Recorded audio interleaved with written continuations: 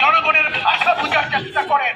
জনগণের ভাষা না বুঝতে চাইলে আজকে যারা আত্মহত্যা দিয়েছেন সেই ছাত্রদের ঘটে গেছে, এই তাজা প্রাণগুলিকে আমরা ফিরিয়ে আনতে পারবো না।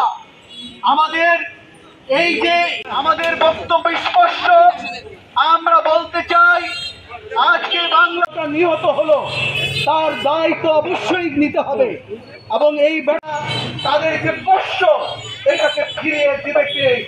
তাই বলতে চাই, আমরা মনে করি অবশ্যই একটি তত্ত্বাবধায়ক সরকারের অধীনে অনতি বিলম্বে নির্বাচন দিয়ে মানুষের পক্ষে ঘরে থাকা সম্ভব হচ্ছে না।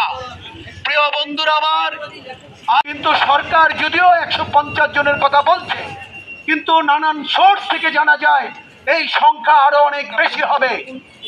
আজকে যে কোমলমতি ছাত্ররা এই জীবন দিল, প্রাণ দিল, তাদের জীবনটাকে কে ফিরিয়ে দেবে?